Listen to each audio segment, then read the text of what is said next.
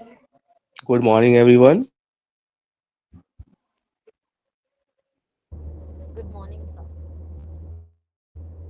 Good evening, sir. क्या हो गया बच्चा?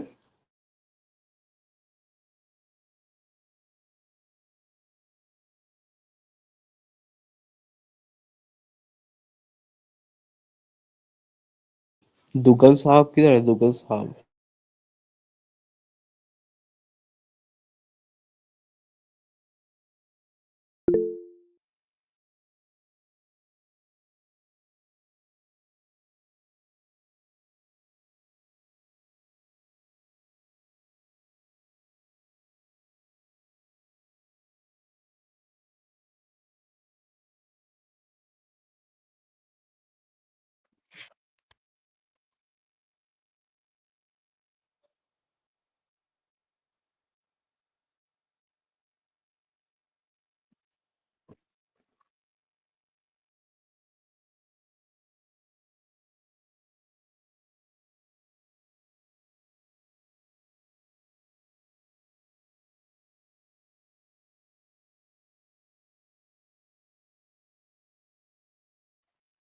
हेलो हेलो, जय श्री राम।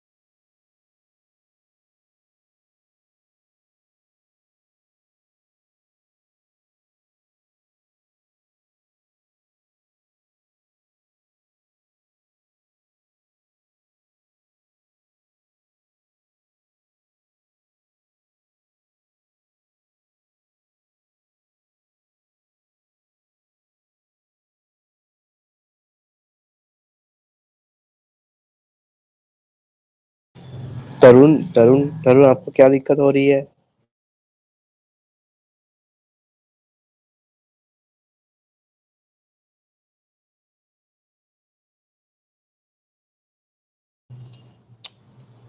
आप अनम्यूट होके बोल सकते हैं तरुण।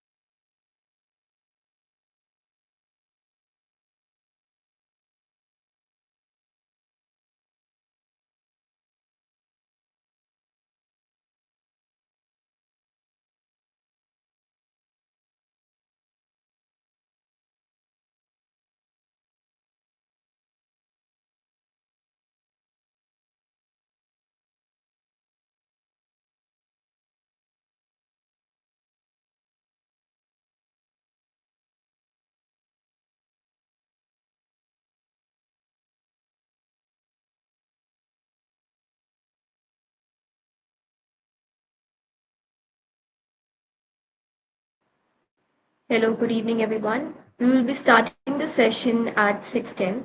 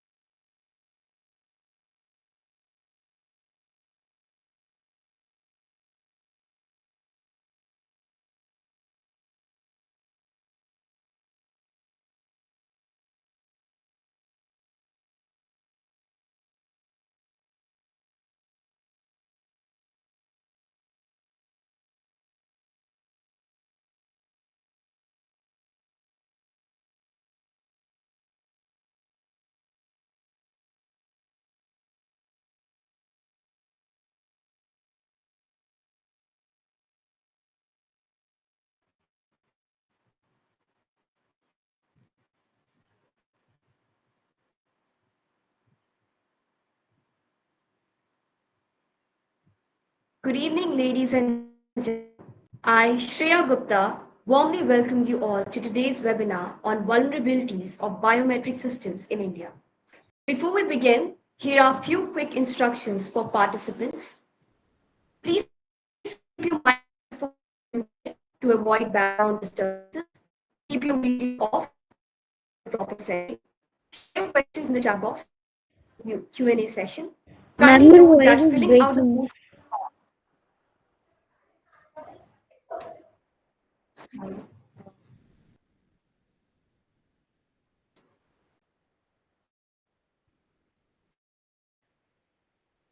Now is it clear? Yes, ma'am. Before we begin, here are a few quick instructions for participants.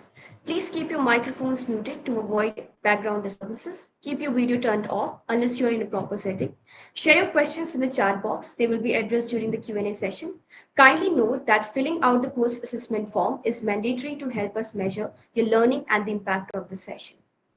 India has witnessed one of the largest biometric rollouts in the world through Aadhaar, linking fingerprints, iris scans, and facial data to over a billion citizens. While these systems promise speed, accuracy, and security beyond traditional methods, their increasing reliance also exposes India to unprecedented risk. Biometric data, unlike passwords or PINs, is permanent.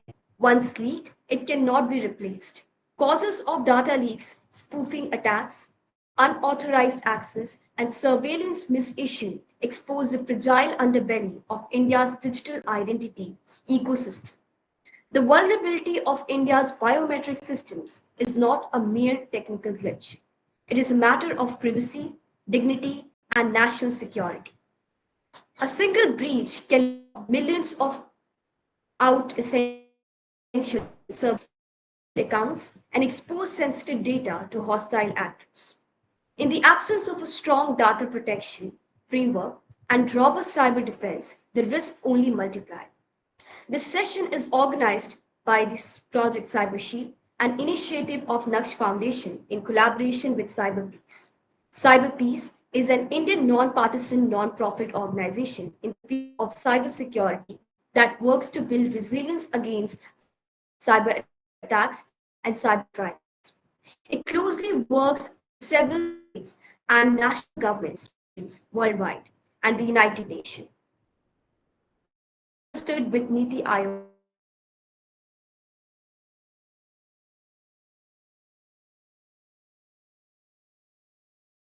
and is led by Mrs. Sakshi Duggal.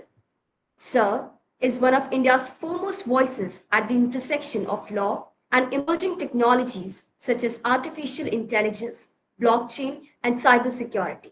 A 16-time TEDx speaker, Mrs. Sakshi has delivered impactful talks at prestigious institutions including the United Nations, Harvard University, DRDO, and AIMS. He is also the author of Cybercrimes during COVID-19 and legal issues in India and has established himself as a thought leader on the challenges posed by emerging technologies.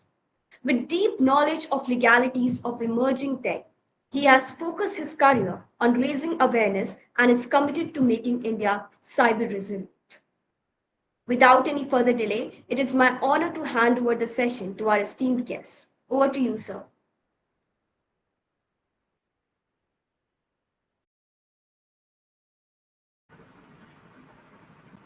Well, thank you so much, Shreya, for the warm introduction, and good evening, everyone. I hope I'm audible. If someone can just confirm. Perfect. So I'm getting a Yes, lot sir, of thumbs you are up. audible. Fantastic. So, guys, before starting, I would like to know who is listening to me. So, if in the chat box, if you can just write whether you are a practicing advocate or you are in your college, and if college, then in which year exactly, so that I know what kind of audience do we have today. You can briefly write it in the chat box. First year LLB, that's fantastic. Okay, third year. What else? Second year LLB. Okay, we have company secretary. Third year cybersecurity student. Okay, we have tech students as well. Fantastic. Okay, so it's a mix of different students, but yes, mostly we have a lot of youngsters out there. So I'll not go quite technical, but let's keep it very much simple.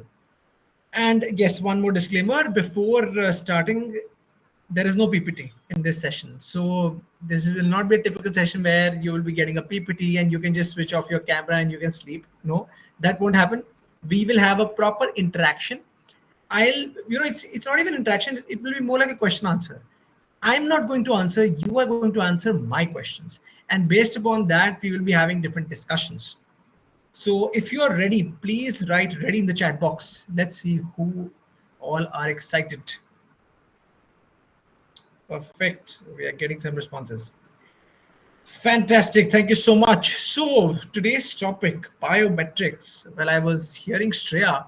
She was explaining the background of this topic, and honestly, I got a bit intimidated because all these terms, history of biometrics, it can go haywire. In fact, it's a gray space altogether. The irony is that in today's times, everyone knows the basic definition of biometric.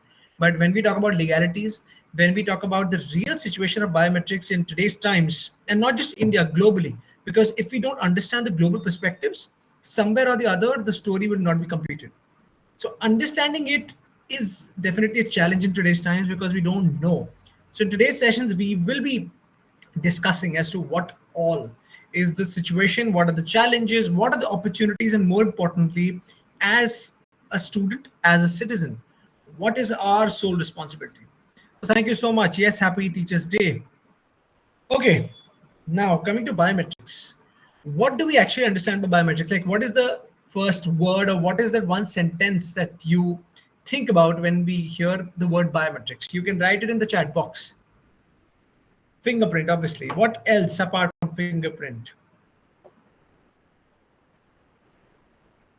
Iris, DNA, right? Digital identity, that's interesting. What else? Facial recognition.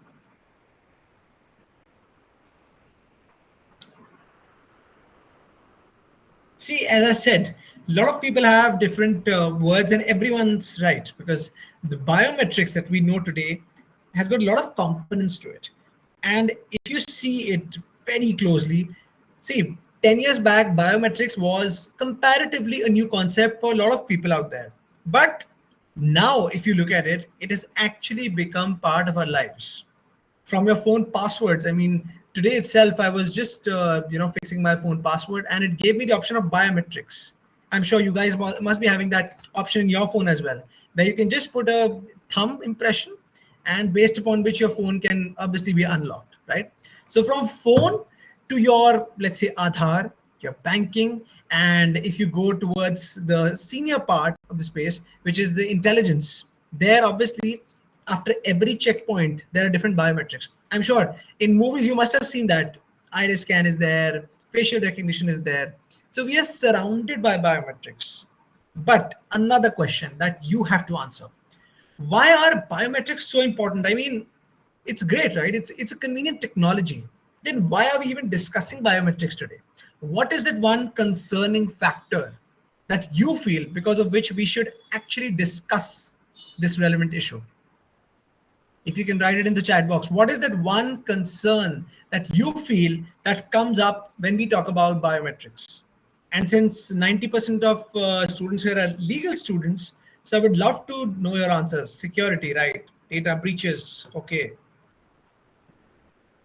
Okay, biometric increases security and makes access control easier. It also introduces the risk of data privacy, consent surveillance. That's right, Satish, thank you. Manipulation, data loss, security. What else? Security, privacy. Monitoring, yes, that's right. Okay, the word access control, I'm sure access control, maybe like a lot of people of you know it, but since I can understand a lot of technical people are out there, so that's why they're using these tech terms, access control and stuff. Excellent. So let's go to this comment by Satish Kumar, where he explained that yes, biometrics has its own opportunities, but at the same time, there are a lot of weak points as well. When we talk about opportunities, no doubt, the world has got a lot of, I would say, convenience, a lot of efficiency when we talk about biometrics. Security has also been there. But this was, I personally believe, this was the period before COVID. Post-COVID, there have been a lot of developments, and thanks to these last 3 years when AI has come up, thanks to AI, thanks to a lot of technologies that have come up, biometrics, which was one so-called the most secured kind of space, is not the true, the situation is not true right now, because biometrics in today's time, see, I'll give you a simple math, and these are some fundamental truths about every technology. Two things you need to understand, and this is not just about biometrics, this is about every technology that was there in the past, right now, which is present, and in the future that will be coming. Rule number one: whenever any technology creates convenience, it has its own hidden dangers, or you can say own red flags. If I say biometrics is great, it's convenient, okay, just put your thumb and you can move ahead and this and that, whatever. But the fact of the matter is, if your biometrics get hampered, they get jeopardized, manipulated, then what happens? Then actually you're handicapped for life. Because see, if a password, let's say you have keeping a password, and that gets manipulated or hacked, whatever, that password can still be changed. But once your biometric, your iris scan, your fingerprint, your facial recognition, once that is compromised, then what will you do? That is the biggest question, because you can't change that, right? And if you can't change that, obviously the handicap position is there. So that is rule number one. Whenever a technology creates convenience, there are 110% hidden dangers to it. And rule number two: whenever any technology, it gains prominence, the chances are that within a year or two, it will be 100% on the top list of cyber criminals.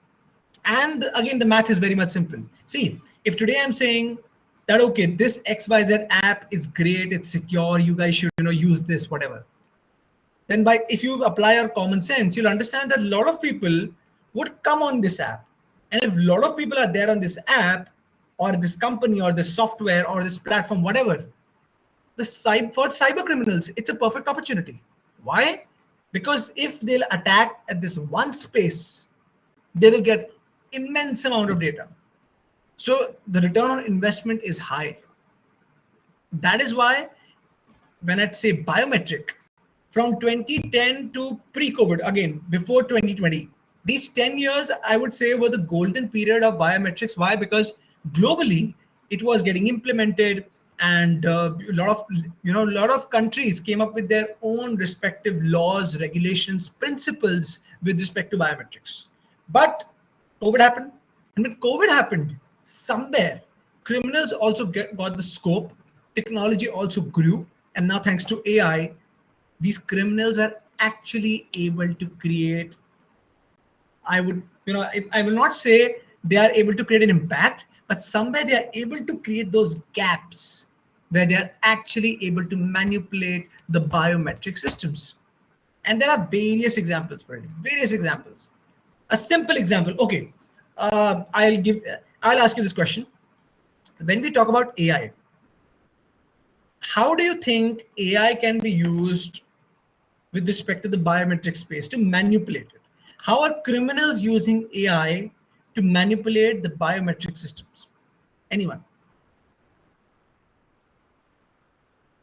Okay, someone has written biometric raises concerns, especially in today's AI revolution. Exactly, it is very easy to access one's personal data. For example, for giving personalized services for big institutions like Meta with the help of biometric data. Fantastic, Ashwini. Thank you so much. Okay, AI Ghibli art. Oh, thank you so much for this input. I was about to cover this. So for the benefit of the audience, another thumb rule that we need to understand.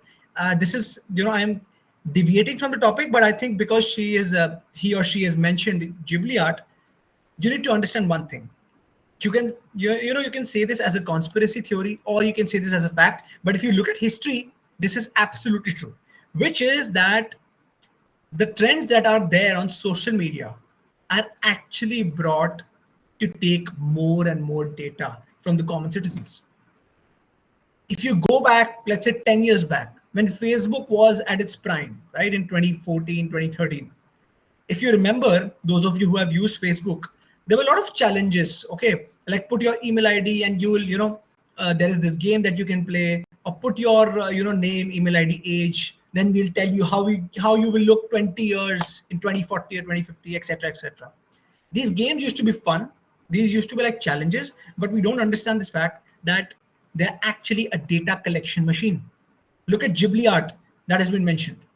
A lot of people who never used to post pictures on social media, or they never used to post their personal pictures. For example, my own client, okay, this is a real case study. My own client, both husband, wife, they are from IT background, and they are very much aware of, what are the do's and don'ts, what is to be done, what is not to be done. They never gave their children, early access to social media, phones, etc. They were quite careful. But thanks to this Ghibli art, they were just posting their family pictures, their newborn baby. They were posting that baby's pictures as well. Why? Because they thought that, okay, the real face is not visible. This is just a Ghibli art that is there. But you don't understand the fact that the real picture is the real data, and because of which this trend has been introduced. So this is one key takeaway that every one of us should know, which is a thumb rule. Whenever a trend comes up, especially on social media, it's a game. I would say it's a disguise where they would want to take your data, more and more data. Because if today I'm a company and I'm asking your data, you might not give your data. But if I am making a facade of a trend, you will be more than happy to provide me the data, right? Okay, let's go back to what people are saying here.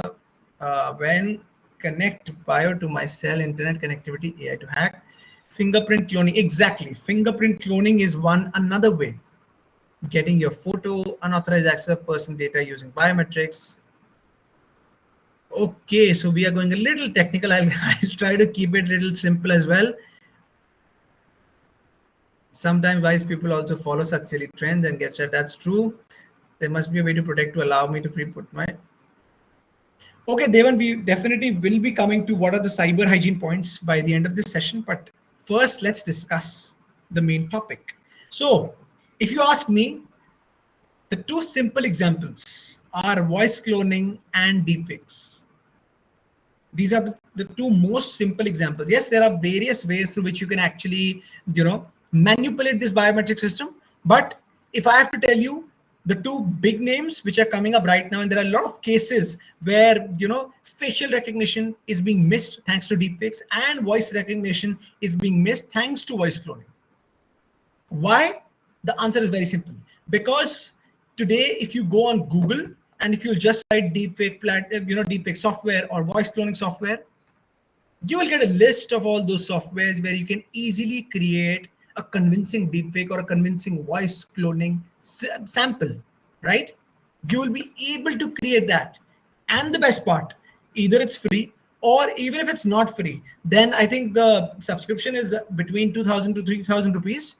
And I don't think that's a huge investment if you want to create a convincing deepfake. And that is happening. There have been various cases where people are, obviously not everyone is looking to, manipulate the biometric system. But what I'm trying to say here is that forget about humans, but today's systems, today's infrastructure is not equipped to handle the challenges that AI is coming up with. Criminals are using AI systems, AI technology to easily manipulate the biometric system. All these points that were mentioned, like fingerprint cloning and adaptive learning, all these things were still there. Obviously, they are getting more pace right now, but these new things which are readily available out there, that is the biggest problem. If you ask me, if these deepfake softwares and voice cloning softwares were not so readily available, the situation would have been a little better. But right now, we are actually sitting in the middle of the problem. And okay, someone has written, what about the law? Well, if you ask me about the law, okay, let me ask you, and our audience, how many people are there? I think around 60 people. Okay, 80 people, yes. What do you think? Are there any, obviously, if I ask you, do we need a law? You will say yes. But my question is, do you think there are certain regulations or certain laws to protect us or to curb these kind of crimes? Yes or no in the chat box. And if yes, then what are these regulations or principles? Okay, everyone is saying yes. I was waiting for a no. Yes, there are no AI laws at present in India.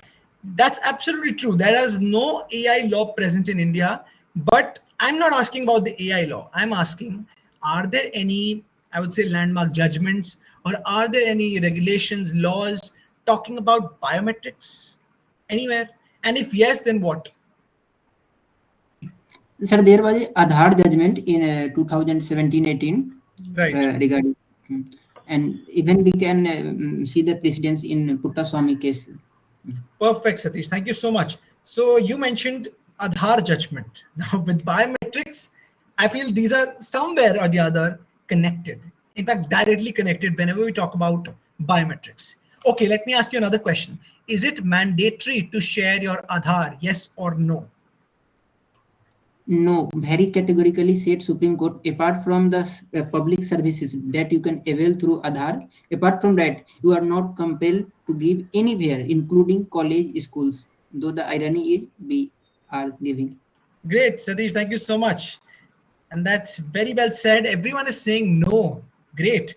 But if this is theory, what happens in practical life? I always say, if I just take random 10 Indians, okay, who are just walking on road, random 10 Indians, and I put them in a line, I ask them about their identity proof.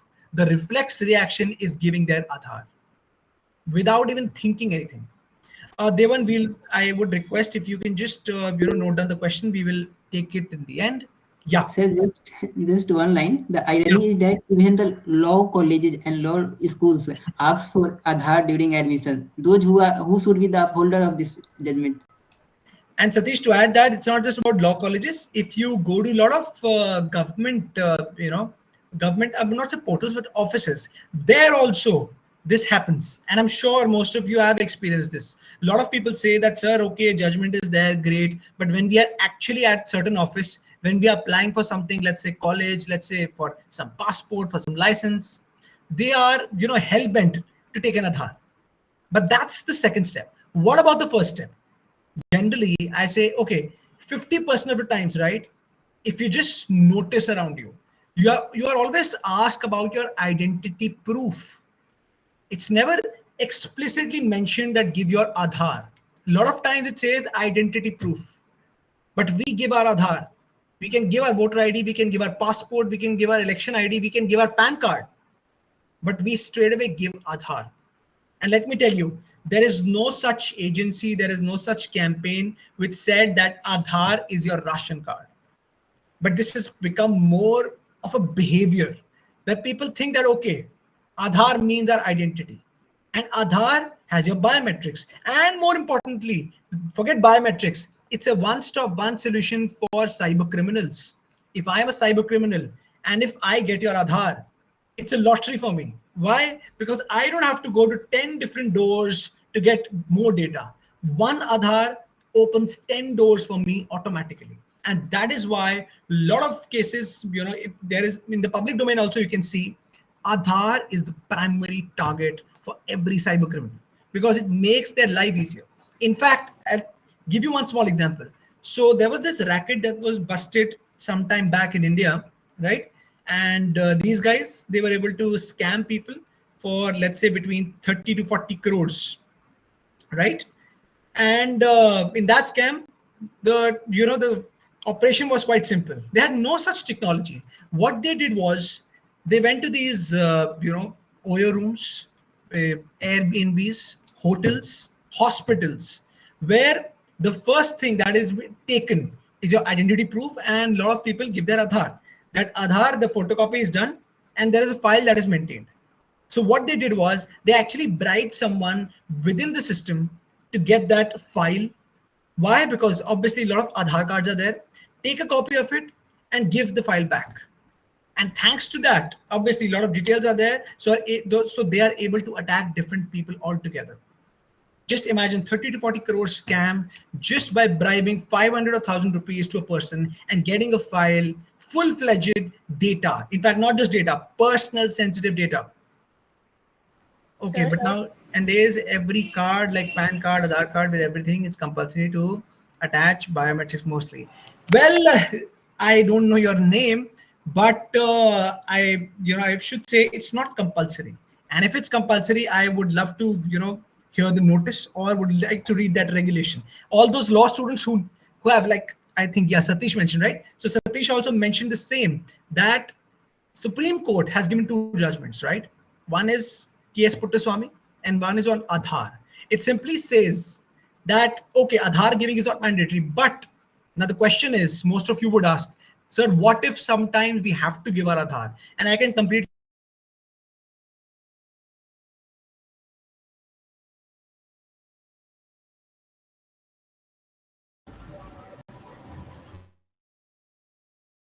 Sir, you got muted. Oh, thank you so much. So where were we? I'll just repeat what I said. If someone, yeah, so if someone asks me that, okay, if Aadhaar giving is not mandatory, but people, they sometimes we have to give our Aadhaar, then what to do? Well, simply you can do two things as cyber hygiene points. Number one, obviously it's not mandatory, but you can actually mask your Aadhaar. And I think someone has also mentioned that, yes, in the chat box, masking of Aadhaar there. But second, which is I feel, which is even more important, is you can block your biometrics on Aadhaar.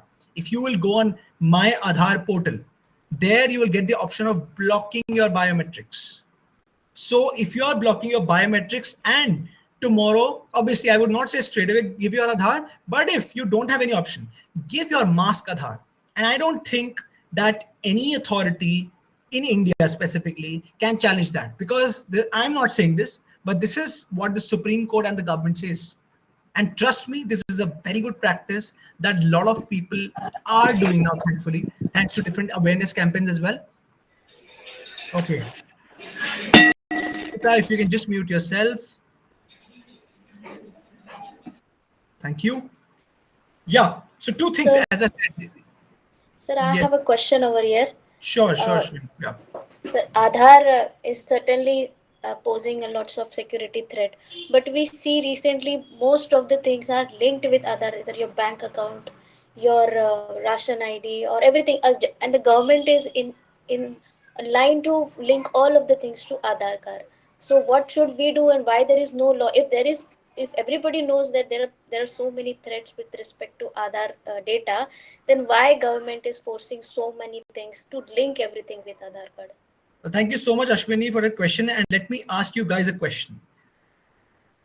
Do you think her question is very important? And I think it's the need of the hour when we talk about Aadhaar cards. Yes, sir. The answer is yes. Now let me tell you why this is happening. Because a lot of people say that, okay, sir, this is irony. Yeah, this is quite ironic. And one place, the government is linking everything with Aadhaar. On the other place, they are creating awareness programs about, you have to secure your Aadhaar cards and this and that. So let's go back a couple of years back, okay? When Aadhaar was introduced, the main vision of Aadhaar was to get a secured, first of all, obviously bringing one-stop, one solution, and it should be secured as well. The intention was great and everything was going fantastic, but two problems came in. Number one, the adoption of Aadhaar was way quicker compared to the security systems of Aadhaar. Number one. Number two, which is the most important part, is that no one ever anticipated that criminals would actually leverage on Aadhaar to such an extent. If you see, it's a deadly combination. People, adoption of Aadhaar at a quick rate, people thinking Aadhaar as their ration cards, not even knowing about their biometrics are connected, and criminals adopting it very quickly, attacking it. Why? Because again, as I said, it's a one-stop, one solution. Now, Ashwini, if you ask me today, we are in the middle. You can't go back. You can just go forward. Why? Because right now, I don't have the exact number, but you can just imagine how many Indians have their Aadhaars and how many things are connected with those Aadhaar cards. It's in a hodgepodge state at the moment, which is unfortunate. The intent was great while it was started, but while we are standing here today, we are in the middle of a lot of problems. And more importantly, I'll give you a small example, okay? I've quoted this example a lot of times. This is, in fact, my favorite example, just to show what kind of, I would say, digital literacy that we have in today's times. So I was at this restaurant, right? I wanted to order a burger. I said, obviously I gave my order and the respective person asked me for my mobile number. Now I said, why should I give you my mobile number? He said that, sir, it's my, it's our policy. I said, which policy? So he understood and he said, sir, aap idhar ho jao, meko piche order lene do. Behind me was this gentleman. He also gave his order. He was with his wife and with his, I think, yeah, with his boy. Okay. So he gave the order. Now, while he gave the order, he was asked for his mobile number. Now, this person quite evidently asked that, why should I give you my mobile number? And I was standing here. I was quite happy that, people are asking the right questions. It's fantastic. They're getting aware of their rights. But the person there at the counter, he was smart. He said, sir, अगर आप phone number देते हैं तो next time आपको 15% discount पक्का. So this person, he gave his mobile number, his wife's mobile number, his son's mobile number. And after the order, he simply said, अब अगली बार 45% discount पक्का. Just imagine, 45% discount, 100 or 150 rupees max. And what you have done, you have just given your mobile number like that. Why have I quoted this example? It's not about that person. This is the mentality that we have in today's times. We distribute our data just like laddus, and that too randomly. If you go on the internet, you'll just go and log in some website or whatever newsletter you're doing. Your number, your email ID, you are just freely distributing it. And it's not about Aadhaar or biometrics. If you say that, sir, I'll not, even if I'm careless with my mobile and email ID, it doesn't matter because biometrics, these are safe, these are sensitive data. No, sorry. If you have a tendency to distribute your data, be careless on the internet. Trust me, you will be careless with your biometric data as well. That is for sure. That is number one. Number two, forget about the common citizens. When I talk about companies, as I said, number one, the security measures are not up to date. Why? Because thanks to AI, thanks to criminals being so proactive, the gap is just increasing. They are able to manipulate these systems quickly. Number two, even if a company is able to create secure, secure platforms, secure systems, if the company is able to actually, not in theory, but practically perform a zero trust culture in their respective organization, then also there is a chance that they can face a data breach attack. And if that happens, then what will they do? A lot of people say that's how companies are bad, this and that. I'm not saying they're bad. I'm saying even if they have maintained all their respective, due diligences, then also there is a chance of a data breach attack, right? There are endless companies who have suffered data breach attacks. Biggest companies. In fact, the biggest cybersecurity companies also, they never say that, okay, 100% security. They always say 99% security, because no one can guarantee that.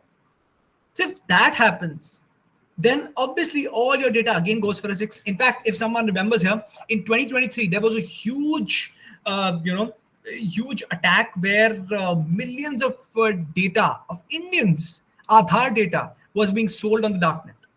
And I'm sure you guys must be hearing this news once in a while. But imagine if some random XYZ person is selling the data on the darknet. It's not that person has your data. You don't know where all your data is traveling. Now coming to this point, a lot of people say, "Phir to sir fark hi nahi padta na, we can just distribute it, data to jana hi hai." No, what I'm trying to say here is minimum damage that you can do, that is your responsibility. Companies, if they are not due diligent, you can't do anything about it. But what I'm trying to say here is it begins with you. It literally begins with you. Because if you are distributing your data, then you can't blame anyone if tomorrow your Aadhaar or your biometrics are being misused. Okay, exactly, sir. We need to be digitally responsible with respect to sharing our information. Yeah, and Ashwini, if I have to be very honest, sessions like these, conferences, these are just formalities. These are just formalities, because the amount of sessions, the amount of conferences that we have today, if those would have been actually implemented, whatever points, then today the cybercrimes would have not increased. So the fact of the matter is, all of this discussion goes in vain if people are not practically able to implement it. For example, if in today's discussion someone goes to my Aadhaar portal and blocks their biometrics, puts their Aadhaar card as a masked Aadhaar card, then I think my job is done. Because at least some key takeaways, some practical step has been taken. Just listening and thinking and feeling that, okay, we are intellectual, we know about it, nothing would happen. But yes, even if one point can be taken and implemented, then I think this session actually would suffice its purpose. Okay, why are law professionals do not help us to ensure unique ID is protected? Okay, why are law professionals don't? Okay, so I think Devan, you're trying to ask that why are the legal, the legal fraternity or the legal decision makers, they are not helping us. As I said, see, it's part of human beings. Okay, we love to play the blame game. Tech guy says law walo ki galti hai, law guy says government ki galti, government says private ki galti, private says common citizens ki galti. But the fact of the matter is, everyone is an equal party to it. Because if all these players, out of all these, let's say ek player bhi kamzor pad gaya, let's say common citizens, okay, if the government does all what they can do, if laws are coming up, if tech guys are doing their best, if all these things are great, but if the common citizens are careless, then also nothing changes. Because as a criminal, if the system is not foolproof secured, I will get some kind of leakages. But right now, all the 5 pillars are lacking somewhere or the other. We don't, and if you talk about Aadhaar, yes, there are certain, I would say, guidelines, but not a proper justified regulation. and that is too connected with the AI Act, because the AI Act is not out there. Once AI Act, which I'm expecting the Digital India Act will be out, I'm expecting a lot of clarity. Why? Because right now, things like deepfake, things like voice cloning are not even mentioned anywhere in our law. You talk about IT Act, you talk about DPDP, you talk about IT rules. It's not mentioned anywhere. So that is the starting point. If you talk about authority, if you talk about let's say Supreme Court, the good part is yes, Justice Puttaswamy's judgment was there, but I think it has been a lot of time now. It came in 2017, 2018. Today we are 2025, and it's a new era. We are living in the era of AI. AI is like meaty churi, should be used. That's absolutely true. South Africa BOP Act to protect biometrics, just to control measures. Should you, which is no fine or jail time, like you say, just a talk show, therefore hackers. That's absolutely true. See, if we are taking some actions, let's say, if you talk about the global level, there is a dialogue which happens, conference takes place. Look at here, right? If as students also, I'm sure you guys must have attended various sessions, various conclaves, various conferences. I don't know what not. But my question is, how many points are actually implemented by people who are actually listening to that conference? Or are we just thinking that, okay, we are living in a bubble, everything is great, मैं knowledgeable हो गया, मुझे सब कुछ biometrics का आता है. अगर आपको सब कुछ आता है और आप प्रैक्टिकली वो गलतियां कर रहे हैं तो कोई फर्क नहीं पड़ता. You have just wasted your time. That's the unfortunate reality. And if you talk about biometrics, as in, if you ask me that, okay, you need a foolproof answer, what can be done? The fact of the matter is there are a lot of loopholes that too outside your control. For example, companies. For example, let's say if we are sitting right now, आपने इस session से पहले I don't know कहाँ कहाँ अपना आधार data biometrics वगैरह दे रखे होंगे, राइट? आपको नहीं पता, आप गिन भी नहीं पाते होंगे कि मैं अच्छा इतनी जगह दे दिया, कोई बात नहीं, that's fine. But what about now? What can you do? Number one is manage your risk. Try not to distribute your Aadhaar card straight away. That's one. Number two, be very much aware of what is happening around you. For example, I've seen a lot of people falling for deep fakes and voice cloning scams. Why? Because they don't know what is a deep fake. They don't know what is a voice cloning. And if you don't know what is happening around you, then I'm sorry to say, ignorance cannot be your excuse. You can't say that I'm not a law student or I'm not a tech student, I don't know. You can't say that. You can only say that when you throw away your phones, you are not on the internet. That is the only way you can have an excuse that theek hai, mere ko nahi pata tha. But today you don't have an excuse. When I got to know about this session that, okay, we have to talk about biometrics, I thought that, see, I can talk about all those judgments, technology, this and that, but usse koi farak nahi padega. Nothing would change. But if I give you a certain call to action, a certain alarm, then I think something or the other might ring and you might take some action. Tomorrow, when you're giving your data, this session might ring a bell in your mind that, okay, we had a discussion out there, I have to be a little careful. Right to be forgotten needs to be integrated, Article 21. Sir, can I add something over here? Sure, Ashwini, please. Sir, with respect to biometric, one thing I have faced that instance, like biometric has your iris information, your fingerprint, your I would say internal biochemical processes also are there with biometric.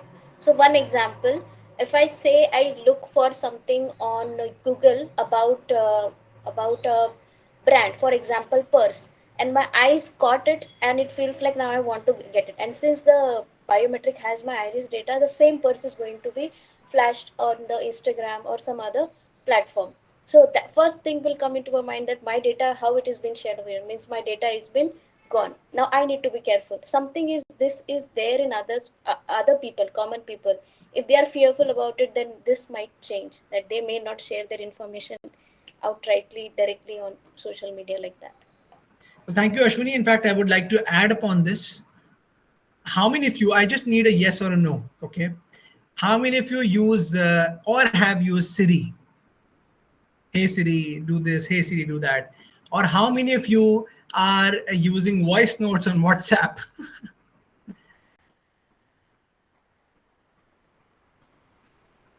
WhatsApp, obviously, yes. Daily, yeah. We all do. My third question now. How many of you are actually aware as to how many permissions you have given your apps which are there in your phone? A simple homework. It's an interesting homework, in fact. If you go on your Play Store, App Store, go on your apps, permission section, you'll get of it. You will be amazed to this fact. And those of you who are saying, I am aware, let's say today I've downloaded Uber, right? What it comes, what are the options? Location access, phone access, voice access, and you are saying that I've declined everything. If you believe that you have declined everything and now it's great, you are absolutely wrong.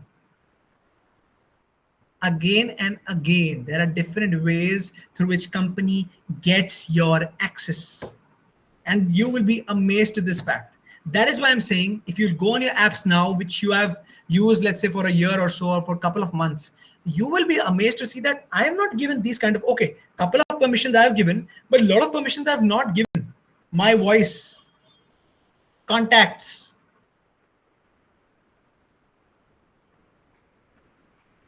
And yes, Ipshita, yes, Ipshita, thank you so much. No, she's very well, she's said that not everything we cannot escape the access by apps. That's true. And let me give you another situation. There are a lot of apps which say, give us this XYZ access, otherwise you're not allowed to use our apps. There becomes a problem, because there you're like, okay, now what to do? Now what can I do? If I have to use WhatsApp, I have to give these 5 to 6 permissions. Otherwise, WhatsApp would not let me, use this respective app. That's absolutely true. It's arm twisting. Now see, we can discuss about this situation again and again. Oh, what to do this and that. What I am trying to say here is, there are a lot of arm twistings, there are a lot of problems, a lot of loopholes that are not in your hands completely. But you can at least do those things that are there in your hands. Because there you don't have any options. There you don't have any excuses ki, oh, theek hai, mere se galti se share ho gaya data. No. If you can be little aware as to where you are sharing your data, number one. Number two, with respect to this AI age. Okay, I'll give you another example. How many of you use this GPT-4o option? And now we have GPT-5, but how many of you have used GPT-4 where you can, talk on voice, you can show pictures to GPT, you can click from your camera? How many of you, please, yes or no?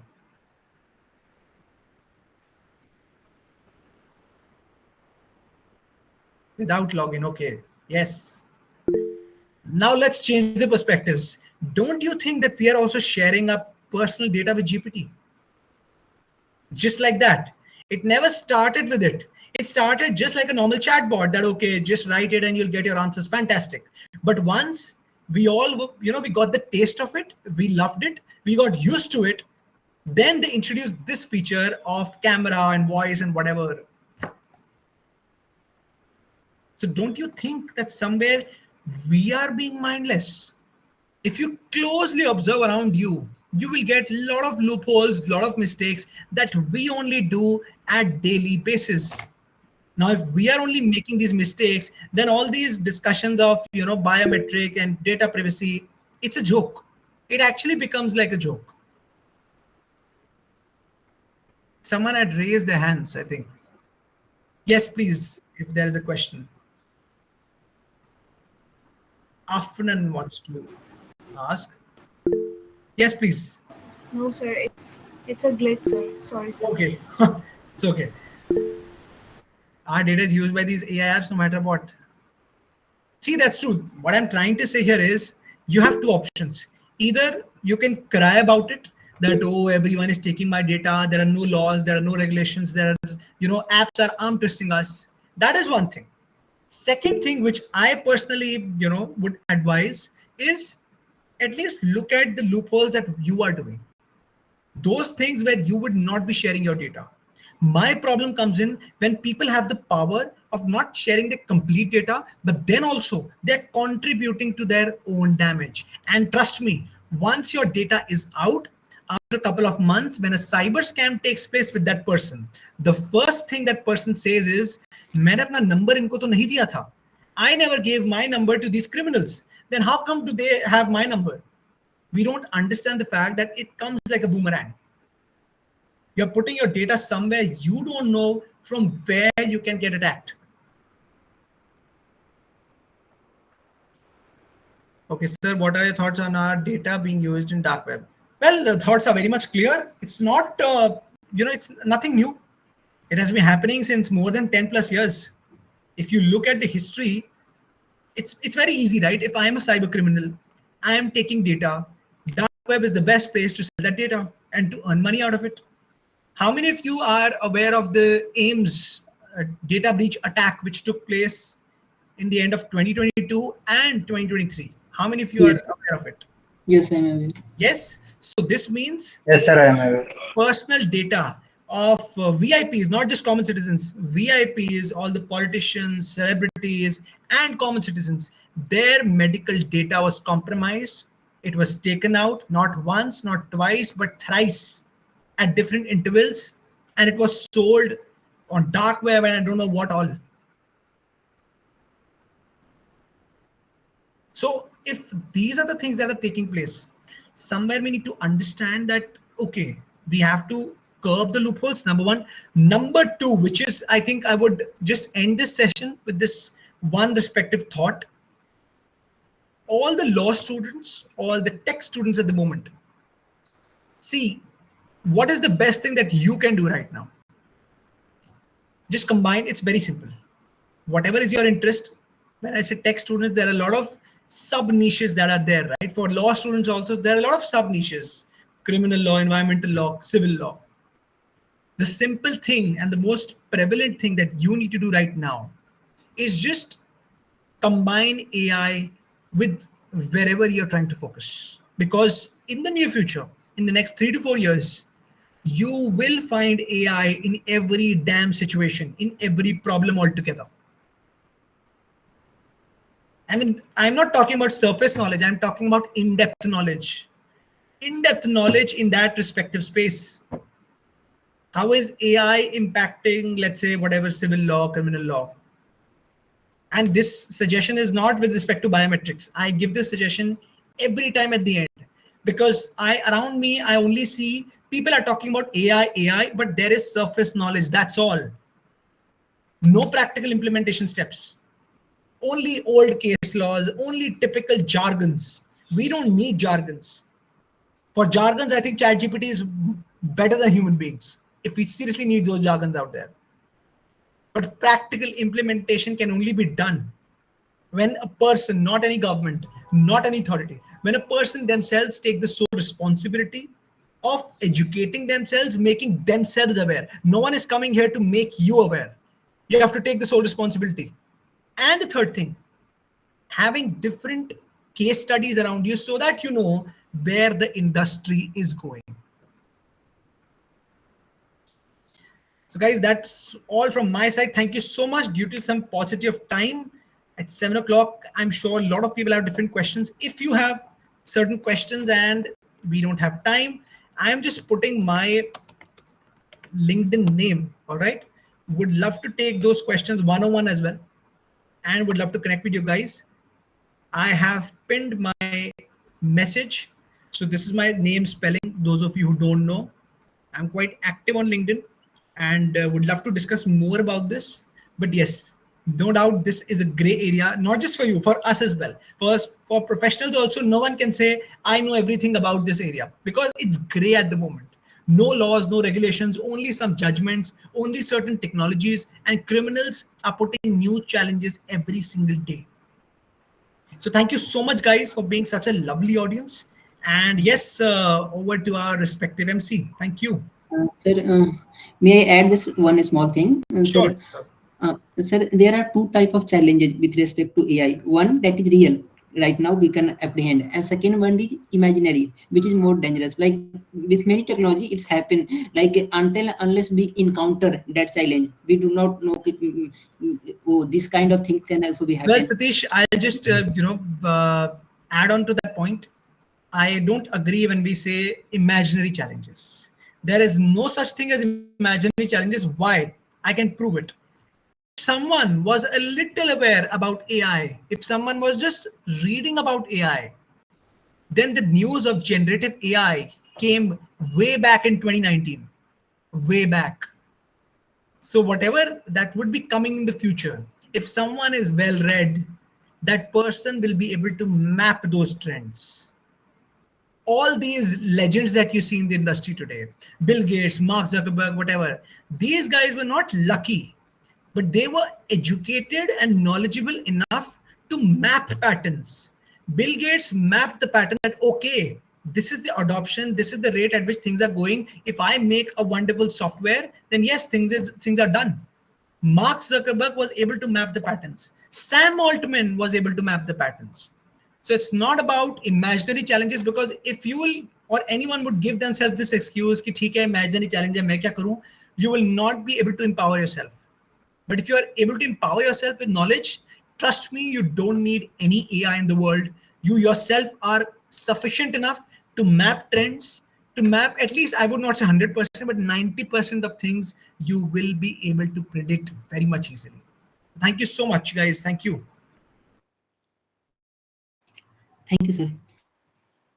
Thank you so much, sir, for such an incredibly informative and thought-provoking session. It was truly an insightful session. As we come to the close of this session, one thing is clear. The real challenge before India is not whether biometrics can modernize governance, but whether this reliance can withstand the test of security, trust, and human rights in the digital age. Now, as we draw the curtain to today's session, it's time to pause and extend our deepest gratitude. Sir, will you be taking up the questions? Shreya, I have to leave for another call. That's why I've given my this thing LinkedIn. So if anyone has any questions, would love to answer them on LinkedIn. Thank you, guys. Thank you. Sure, sir. Thank you, sir.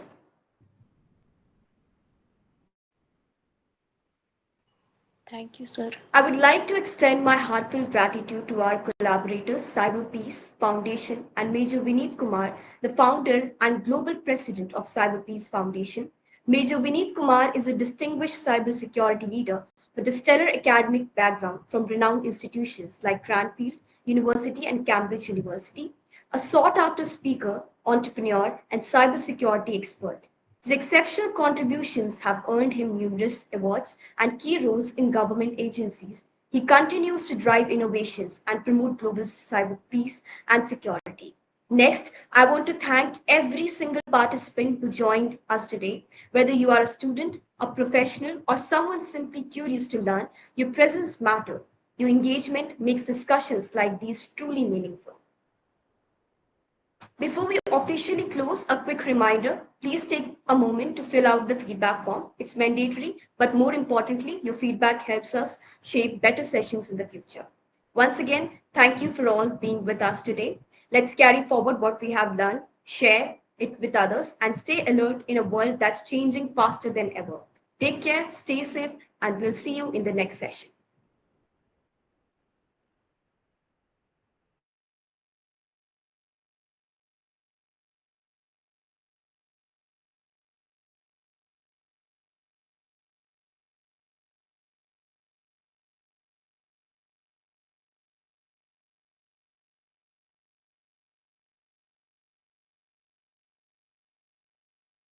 If you have any query regarding the feedback form, you may please ask.